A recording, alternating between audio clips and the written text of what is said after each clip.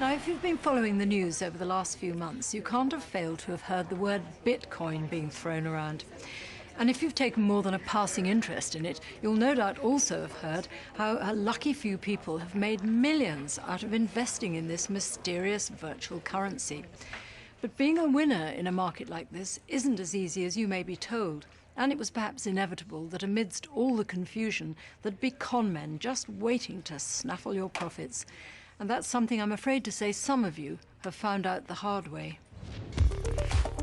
Money, money, money. It can't buy you happiness, but it can make life a whole lot easier. Which is why any new scheme or idea promising to help you make more of it will always draw so many takers. But one apparent way of doing just that has proved particularly seductive to many: investing in Bitcoin, a virtual currency that exists only online. Just like any other currency, it can be used to pay for cars, clothes, holidays, almost anything you want. But the real reason Bitcoin has attracted so much attention is that over the last few years, Bitcoins have seen a staggering rise in value. Incredible as it sounds, just £50 worth of Bitcoin purchased in April 2011 would have been worth more than £700,000 at its height in December 2017, which means that a select and lucky few who both bought and sold at the right time could have made huge profits. Now, best not get too excited. The same is highly unlikely to happen if you invested now. But in any case, many of us actually struggle to get our head around what Bitcoin even is. A Bitcoin? Bitcoin, oh, it's that gold thing in it. Like, is it like an app, money? I don't really know. I've just heard of it. I haven't gone into it. It's an online-based currency, which doesn't particularly exist as far as I'm aware. I don't really know what they are, but it's some sort of currency that isn't a currency. I've heard it in the internet, but I've never actually used it. I would say Bitcoin is an online currency. I had someone explain it to me once, and right over my head. Well, I know it's like cryptocurrency, and there's like a lot of controversy about it. Well, you can buy things with it, can't you? Yeah. But it's not, you don't have cash in hand or anything like that. Yeah. It wouldn't mean anything to me because I don't know what it is. Yeah, it wouldn't really mean anything to me either. No. Well, I'm glad it's not just me that's confused. But maybe tech expert David McClellan can shed some more light on the subject. So, David, I have heard of Bitcoin, but that is about as far as it goes. So how does it work? At its most basic, Bitcoin is an entirely digital currency. It might be called Bitcoin, but there are no coins anywhere. There are no notes. Any money, digital money that I or you own is stored as a series of numbers and letters in an entirely digital wallet. Can you turn Bitcoin into cash?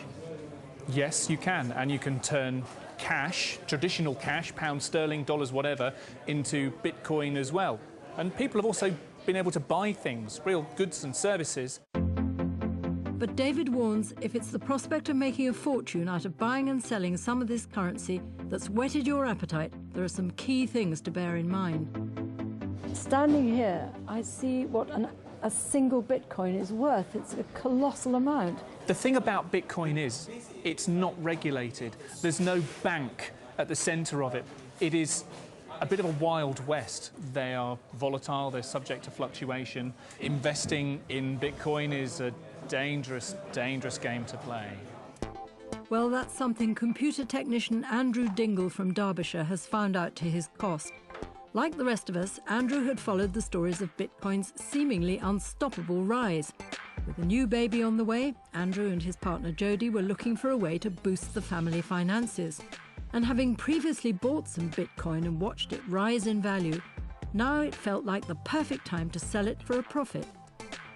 I was feeling really excited about the prospect of investing in something and actually, for once in my life, making some money out of it. To fund his investment, Andrew had taken out a bank loan for £3,800 with the idea that he'd soon be able to pay this back and make a tidy profit. And as soon as he received the money, he went straight to a website that was selling Bitcoin and bought 10 of them. Despite the considerable outlay, he was convinced that the investment would be a success. I just had a feeling that they were going to be worth a lot more. So it was a case of get in now, you know, while the going's good.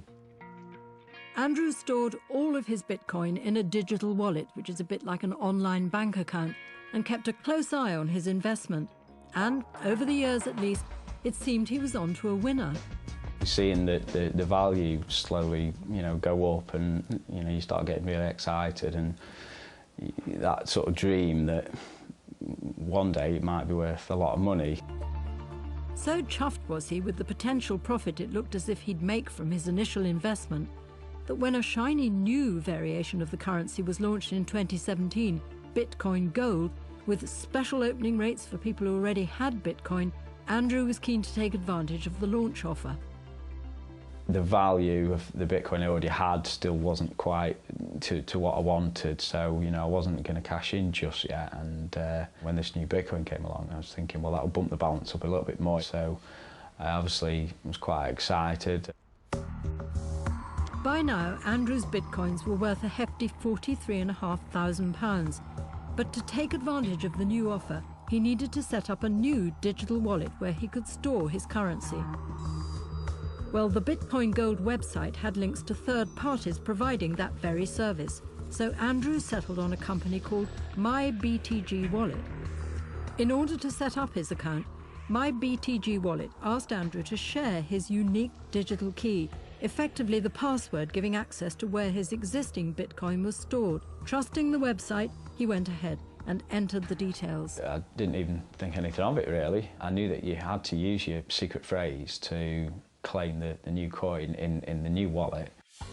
But unfortunately for Andrew, MyBTG Wallet was a phony website set up to con people into sending their passwords so that their Bitcoin account can be completely cleared out. So once he'd entered that information, the scammers behind the website had all the information they needed to help themselves to his currency. Over £43,000 worth of Andrew's Bitcoins were gone in an instant. I went on my wallet again just to have a look, and it said sent. The whole lot was gone, sent out, balance zero, and I was just, my heart just sank.